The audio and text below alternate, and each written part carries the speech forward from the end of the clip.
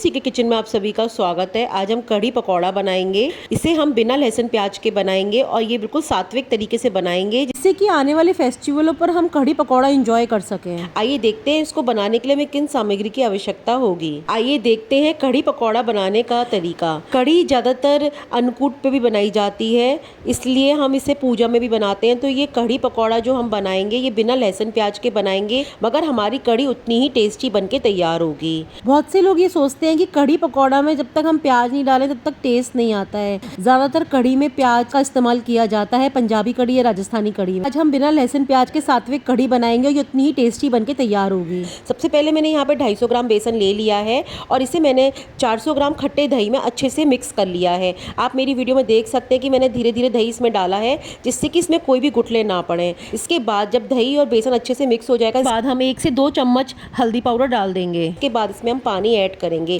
पानी को भी हमें धीरे धीरे ऐड करना है। यहाँ पे मैं 10 से 12 लोगों के लिए कढ़ी बना रही हूँ, तो पानी की मात्रा को भी हम अपने बेसन के अकॉर्डिंग ज्यादा रखेंगे। यहाँ पे मैंने 2.5 लीटर पानी ऐड किया है और इसे अच्छे से मिक्स कर लिया है। इसे हम एक बड़े बर्तन में बना के तैयार करेंगे, क्योंकि कढ़ी में हम पानी की मात्रा ज्यादा डालते हैं, जिससे कि हमारी कढ़ी खूब अच्छे से खदक सके, तभी हमारी कढ़ी का टेस्ट इनहेंस होता है। कढ़ी जब तक 1 से 1.5 घंटा ना खदके तब तक कढ़ी का स्वाद नहीं बनता है।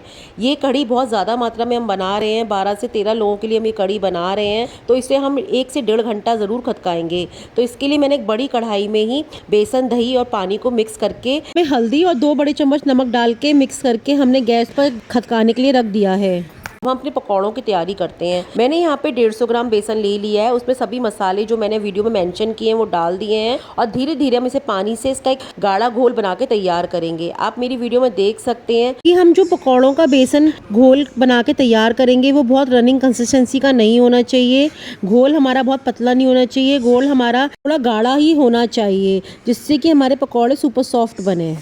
और इसे हम हाफ एन आवर रेस्ट करने के लिए ज़रूर छोड़ेंगे। ध्यान रखें कि जब भी हम पकौड़ा बनाएं तो हमें बेसन को रेस्ट करने के लिए ज़रूर छोड़ना होता है, जिससे कि हमारे पकौड़े बहुत ही सॉफ्ट बनके तैयार होते हैं। अब मैंने यहाँ पे थोड़ी सी हींग ले ली थी, इसे पानी में घोल लिया था, जिससे कि हींग का सारा फ्लेवर पानी में आ जाए और हींग अच्छे से पानी में घुल मिल जाए। और फिर उसे हम पकौड़े के बैटर में डालेंगे, जिससे कि हमारे पकौड़े के बेसन में हींग का फ्लेवर आ सके। ध्यान रखें कि कढ़ी पकौड़ा में हींग का फ्लेवर बहुत अच्छा आता है, तो हींग को स्किप ना करें। हींग की थोड़ी मात्रा ज़्यादा ही कढ़ी में डलती है। अब आप देख सकते हैं कि मैंने किस तरह से इसका एक गाढ़ा घोल बना के तैयार किया है। ये बहुत रनिंग कंसिस्टेंसी का नहीं है। अब इसे हम ढक के हाफ एन आवर रेस्ट करने के लिए छोड़ देंगे। आपको एक टिप देती हूँ कि लोग कहते हैं या तो उनकी कढ़ी पकौड़ा में पकौड़े बहुत हार्ड बन जाते हैं या पकौड़े बिल्कुल मैश हो जाते हैं। तो यदि आप कढ़ी बनाएं तो बिल्कुल इसी तरीके से कढ़ी बनाएं।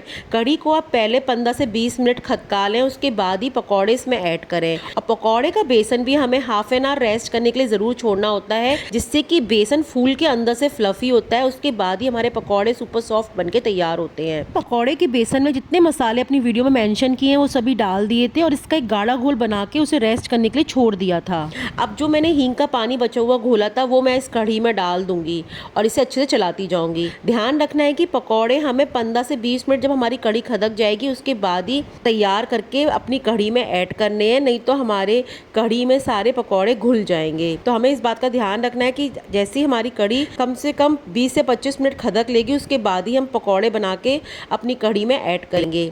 और हमें ध्यान रखना है पकौड़े बनाते वक्त भी कढ़ाई में तेल की मात्रा बहुत ज़्यादा नहीं होनी चाहिए, नहीं तो हमारे पकौड़े डबल साइज के फूलते नहीं हैं। अब आप देख सकते हैं कि मैंने कम ऑयल डाला था, उसके बाद मैंने इस बैटर में 1/2 टीस्पून बेकिंग पाउडर ऐड किया था। उसके बाद इसे बैटर में अच्छे से मिक्स करने के बाद मैं इसके पकौड़े बना के तैयार कर रही हूँ। हमारे पकौड़े बहुत ही सुपर सॉफ्ट बनके तैयार हुए हैं और ये डबल साइज में होते जा रहे हैं। आप मेरी वीडियो में देख सकते हैं कि इनका साइज कितना ही बढ़ता जा रहा है। पकौड़ों के बेसन में हमें बेकिंग पाउडर रेस्ट करने के बाद ही ऐड करना है, मसालों के साथ पहले से ऐड नहीं करना है। यदि आप इन बातों का ध्यान रखेंगे तो आपके पकौड़े भी सुपर सॉफ्ट बनके तैयार होंगे। पकौड़े आपके सुपर सॉफ्ट बने, इसलिए आपको 2 ही बातों का ध्यान रखना है कि एक तो बेसन को हमें रेस्ट करने के लिए छोड़ना है, दूसरा बेसन हमारा बहुत रनिंग कंसिस्टेंसी का नहीं होना चाहिए, तीसरा जब हम कढ़ाई में पकौड़े बनाएंगे तो हमें ऑयल की मात्रा को भी बहुत ज्यादा नहीं रखना है, नहीं तो हमारे पकौड़े ऊपर से डबल साइज के नहीं बन पाएंगे। तो आप इन 2-3 बातों का ध्यान रखेंगे तो आपके पकौड़े भी बहुत ही सुपर सॉफ्ट बनके तैयार होंगे। अब आप देख सकते हैं कि लगभग 30 मिनट हो चुके थे, उसके बाद ही मैंने इन पकौड़ों को अपनी कढ़ी में मिक्स किया है। यदि हम पकौड़ों को बहुत पहले से ही कढ़ी में ऐड कर देंगे तो हमारे पकौड़े कढ़ी में घुल जाएंगे। ध्यान रखना है कि पकौड़े ऐड करते वक्त हमें कढ़ी को फिर बहुत ज्यादा चलाना नहीं है। और हमने जो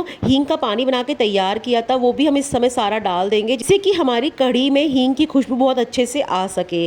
और हम हींग छौंक में भी डालेंगे, तो कढ़ी में हींग का टेस्ट बहुत अच्छा लगता है, इसलिए आप हींग को पानी में घोल के भी डालें और छौंक में भी डालें। अब हम इस कढ़ी को, जब हमारी कढ़ी 1 घंटा खदक चुकी है, उसके बाद हम इसका तड़का बना के तैयार करेंगे। मैंने यहाँ पे एक फ्राइंग पैन ले लिया था, उसमें 2 बड़े चम्मच घी के डाल के सारे मसाले मेंशन किए हुए हैं वो डाल देंगे एक एक करके, और इसके बाद इस तड़के को अपनी कढ़ी में ऐड करेंगे। यहाँ पे मैंने जीरा, राई और सरसों तीनों का छौंक लगाया है। आप तीनों को ही डालें, इससे कढ़ी का टेस्ट दुगना बढ़ जाता है। इसके बाद मैंने साबुत लाल मिर्ची, रेड चिली पाउडर और कश्मीरी लाल मिर्च का भी इस्तेमाल किया है और हींग का भी इस्तेमाल किया है छौंक में। तो आप हींग को स्किप ना करें, हींग से ही हमारी कढ़ी में टेस्ट दुगना बढ़ता है। अब मैं दोबारा से एक छौंक तैयार कर रही हूँ, जिसमें मैं करी पत्ता को भी अच्छे से घी में तड़काऊंगी। अब मैंने 2 चम्मच फिर से घी उसी छौंक पैन में ले लिया है। उसके बाद मैंने कटे करी पत्ता डाल दिया और मुझे थोड़ी अजवाइन कम लग रही थी, तो मैंने 1 चम्मच अजवाइन और डालकर इसका छौंक भी अपनी कढ़ी में हम लगा देंगे। करी पत्ते का छौंक जरूर लगाएं, इससे कढ़ी में टेस्ट दुगना आता है। देख सकते हैं कि मैंने दोबारा से करी पत्ते का छौंक भी अपनी कढ़ी में डाल दिया है। अब हमारी कढ़ी पक्के बिल्कुल तैयार हो चुकी है। इस कढ़ी को मैंने लगभग 1.5 घंटे के लिए खदकाया था। हमारी कढ़ी बिल्कुल स्मूथ टेक्सचर की बनके तैयार हो चुकी है और दोनों छौंक मैंने बना के अपनी कढ़ी में लगा दिए हैं। आप देख सकते हैं मेरी कढ़ी बनके कितनी टेस्टी लग रही है। अब मैंने अपनी कढ़ी को चावल के साथ सर्विंग बोल में निकाल लिया है। आप देख सकते हैं कि इसकी रंगत कितनी अच्छी आई है और ये खाने में भी बहुत ही टेस्टी है, क्योंकि हमने यहाँ पे खट्टे दही का इस्तेमाल किया है इस कढ़ी को बनाते वक्त। यदि आप पे दही खट्टा ना हो तो आप खट्टे मठे का भी इस्तेमाल कर सकते हैं। मठे की मात्रा थोड़ी बढ़ा दें आप कढ़ी में। इस कढ़ी को बनाने के लिए मैंने 400 ग्राम खट्टे दही का इस्तेमाल किया था। आप दही की बजाय 600 से 700 ग्राम मठा ले सकते हैं। थोड़ा हमारा लिक्विड फॉर्म में होता है, इसलिए आप थोड़े से पानी की मात्रा को आप कढ़ी में कम कर दें और आपकी कढ़ी उतनी टेस्टी बनके तैयार होगी। मैंने कढ़ी पकौड़ा को बनाने के लिए जो इंग्रेडिएंट्स की मात्रा बताई है उसके अकॉर्डिंग यदि आप कढ़ी बनाएंगे तो आपकी कढ़ी भी उतनी ही टेस्टी बनके तैयार होगी, नहीं कि मेरी वीडियो में आपको दिखाई दे रही है। यदि आपको मेरी कढ़ी पकौड़ा की रेसिपी पसंद आए तो प्लीज मेरे चैनल को लाइक करें, शेयर करें, सब्सक्राइब करें और हमें इंस्टाग्राम पे फॉलो करना ना भूलें और अपने कमेंट्स मेरे साथ जरूर शेयर करें कि आपको हमारी ये सात्विक कढ़ी पकौड़ा की रेसिपी कैसी लगी, जो कि हमने बिना लहसुन प्याज के बना के तैयार की है।